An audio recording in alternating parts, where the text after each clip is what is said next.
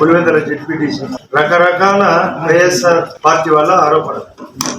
ఏదో మేము booth capturing అని ఒక మా భరత్ రెడ్డి అనే ఒక ఇండిపెండెంట్ క్యాండిడేట్ యొక్క క్వాలిఫికేషన్ రద్దు చేయాలా, నామినేషన్ రద్దు చేయాలా, ఎలక్షన్ కమిషన్ రద్దు చేయాలా. అసలు మన 2021 4.5 సంవత్సరాల కిందట ఇదే జెడ్పీటీసీ గాని ఇక్కడ జరిగిన ఎంటైర్ పులివెందుల్లో ఒక్క నామినేషన్ అన్న వేసేదానికి ఆస్కారం కలిగించారు. ఇప్పుడు 11 మంది, పోలింగ్ 12. అంటే అటువంటి వ్యక్తులు ఎవరి మీద ఆరోపణ చేయడం, నామినేషనే కార్యక్రమాన్ని సర్పంచుల యొక్క వార్డు మెంబర్లు కూడా లేకుండా చేశారు. ఇక్కడ మా బీజేపీ పార్టీ తరఫున పోటీ చేస్తే కూడా అదే పని చేసినారు. టీడీపీ పార్టీ చేసినారు, ఇండిపెండెంట్ చేసినారు. ఇటువంటి క్యారెక్టర్ ఉంటుంది. వీళ్ళు దౌర్జన్యం గురించి మాట్లాడే హక్కు ఇక్కడ ఉందా? దౌర్జన్యం చేసేది వైఎస్ఆర్ పార్టీ ప్రతి చోట, వీళ్ళంత చోట. ఇటువంటి క్యారెక్టర్ ఉండే అవినాష్ రెడ్డి మరొకరిని మాట్లాడము ఏదో పాత సాగుతుంది. మొగుడిని కొట్టి మొగసాల కంటే గుమ్మ దగ్గరకు వచ్చేది ఏర్చేది, కొట్టి పట్ట పీకేది మొగునే బయటకు వచ్చి ఏర్చినట్లని చెప్తుంటారు.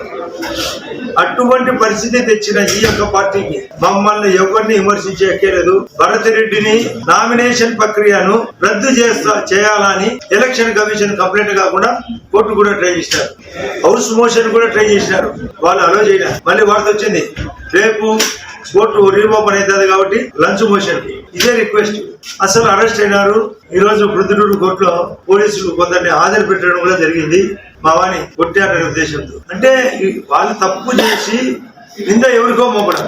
రేపు మొన్నాడు జరిగే పోలింగ్ లో కూడా అదే మొదలు పెట్టారు. మాకు ఇప్పుడే కొంత వార్త ఏమంటే ఎలక్షన్ ప్రక్రియను మేము బైకాట్ చేయాలనే ఉద్దేశంతో ఉండాలని. దానికి సాకులు ఎదుగుతా. అసలు ఒక సామెత ఉంది, ఉట్టికి ఎక్కలేనమ్మా స్వర్గానికి ఎక్కునా అని. ఎర్రబల్లె చెరువుకు చిన్న పని, పాపం ఈ జెడ్పీటీసీకి సంబంధించిన పని, దాని ఒక చిన్న గ్రావిటీ ద్వారా ఒక వంకలో పడితే 14 కిలోమీటర్ల ప్రయాణం, అదిరిడేమో 421 కిలోమీటర్ దగ్గర మేము వెంటనే పూర్తి చేయించినాం. అరటిలో దోపిడీ, చీనీలో దోపిడీ, కొందరికి పెన్షన్ ఇప్పించినందుకు దొంగ పెన్షన్లు ఇప్పించి దానికి డబ్బు, ఒక సంవత్సరపు డబ్బు వాళ్ళే తీసుకుంటారంట పెన్షన్. అంటే 4,000 × 12 అంటే 45,000, 50,000 రూపాయలు లాగితేనే పెన్షన్. అది ఓపెన్ గా చెప్తున్నారు. వాంటెడ్ గా కొందరికి ఇంటి బిల్లులు కూడా ఇవ్వకుండా బ్లాక్ చేసినారు. ఏంది ఇలా ప్రగతి? పాడా ఫండ్స్ మీకు అందరికీ తెలిసినది. అసలు నిన్న ఈ కొత్తపల్లి ఊర్లేకపోతే రోడ్డు ఘోరంగా ఉంది. ఏమంటే ఫండ్స్ టెండర్ వేసినట్టు దాంట్లో అప్రూవల్ అయినట్టు బిల్లు కూడా తీసుకున్నారట కొందరు. పేడా ఇట్లా దొంగ పని చేసి ప్రతి దాంట్లో కమిషన్లు తీసుకొని, నాకు తెలిసి ఈ 10,500 ఈ ఓట్లకు సంబంధించిన మా అంటే 10 మందికి ఏమైనా బెనిఫిట్ జరిగింటారు. మిగతా అందరినీ గొంతుకు వచ్చినారు. రైతులకు డ్రిప్ ఇరిగేషన్ ఎందుకు తగ్గించారు? ఎందుకు కొందరికి పెన్షన్లు కొందకు వచ్చినారు? కొందరికి లేని పెన్షన్లు ఎందుకు క్రియేట్ చేశారు? దొంగ హౌసింగ్ బిల్లులు ఎందుకు కబ్జా చేశారు? బాడా ఫండ్స్ ఎందుకు మోసం చేశారు? అంటే మీ ఇష్టం వచ్చేట్టు చేస్తే రాజకీయాలు అనుకున్నారు. మంచి సమయం వచ్చింది.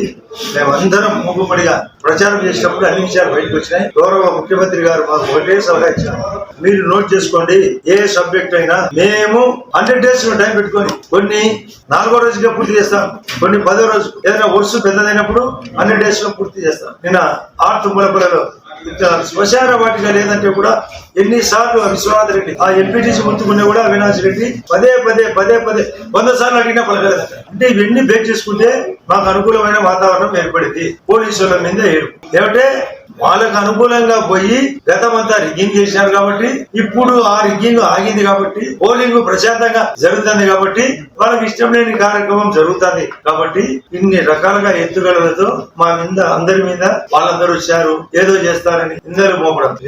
ఈ రోజు సాయంత్రం 5 వరకు కూడా ప్రచారంలో మేమందరం పాల్గొంటాం. మీరు పాల్గొంటారు కదా, ఎంతమంది మీ పార్టీ తరఫున పాల్గొనలేదా? మీకు మేము దౌర్జన్యం చేసింటే మిమ్మల్ని ప్రచారానికి నిర్వహించమా? ప్రశాంతంగా చేసుకుంటారు కదా. ఒకటి ఎన్ని దృష్టిలో పెట్టుకోండి వైఎస్ఆర్ పార్టీ. మళ్ళీ ఈ రోజు ఒక పత్రికలో వచ్చింది, మేము ఎక్స్ మొత్తం పంచుతామట, దానికి మరొక 2,000 జోడించి పంచుతారు. అది బెంగళూరు బ్యాలెన్స్ నుంచి ఉత్తరమాట. బెంగళూరు బ్యాలెన్స్ అయినా దిగాలి కదా ఇక్కడికి, అసెంబ్లీకి రాకపోయి ఇక్కడ ప్రచారానికి రాడు. కనీసం అసెంబ్లీ ప్రాంగణంలోకి వచ్చి అసెంబ్లీ మీడియాకంతా ముందర మాట్లాడు. పరీక్షల్లో పరీక్ష రాయమంటే బయట రాస్తే అది చెల్లదు. అసెంబ్లీలో మాట్లాడకుండా బయట మాట్లాడతారు, అది చెల్లుతుంది. అటువంటి వ్యక్తిత్వం ఉంటే ఈ పార్టీని అందరూ కోరుకుంటారు. ఇది భవిష్యత్తులో డైనోసార్ కావాలని నేను ఎప్పటి నుంచే చెప్తాను. వైఎస్ఆర్ ఇక డైనోసార్ అది దగ్గరకు వచ్చింది. డైనోసార్ ఏరు పురుగు పట్టింది చెట్టుకు, ఆ నమ్ముకునే అందరూ కొమ్మలు రెమ్మలు ఆకులు పిందెలు కాయలన్నీ రాలిపోవడమే గతి. మేము అందరినీ రిక్వెస్ట్ చేస్తున్నాం, ఒక మంచి చేసే ఎన్డీఏ ఆధ్వర్యంలో మోడీ గారు ఇప్పటికే 4వ స్థానానికి తీసుకొచ్చాడు. 3వ స్థానానికి ప్రపంచ ఆర్థిక పరిస్థితిలో భారతదేశ స్థానం 3వది కాబోతుంది. ఫారిన్ డైరెక్ట్ ఇన్వెస్ట్మెంట్ రాబోతుంది, ఇండస్ట్రీ రాబోతుంది, కొత్త బ్యాంకింగ్ సిస్టమ్ రాబోతుంది, కొత్త ఇన్సూరెన్స్ రాబోతుంది. నేషనల్ లెవెల్ ఎక్కడ చూసా మననే 75,000 కోట్లతో ఇప్పుడు నడుస్తున్నాయి. మరొక 1,00,000 కోట్లు మా గడ్కరీ గారు ప్రకటించుకున్నారు. ఆంధ్రప్రదేశ్ అమరావతి కట్టేదాని కోసం మోడీ గారి సహకారం ఉంది. పోలవరానికి ఉంది, రైల్వే జోన్ ఉంది, వైజాగ్ 12,000 కోట్లు సపోర్ట్ ఉంది. ఇన్ని రకాల మద్దతు ఈ ఆంధ్రప్రదేశ్ ఉంది కాబట్టి ఇక్కడ ఈ ప్రజలు పూర్తిగా నమ్మబట్టే ఈ ఎలక్షన్ లో మాకు సవితమ్మ గారు పూర్తిగా సహకారం ఉంది కాబట్టి ఈ యొక్క మన్నాడు జరగబోయే ఎలక్షన్ లో మేము సంపూర్ణ మెజార్టీతో గెలుస్తాం. ఒంటిమిట్ట కూడా మా వారు బయట చెప్తున్నారు 2/2 మాదే స్కోర్, 2 స్థానాలు గెలుస్తాం.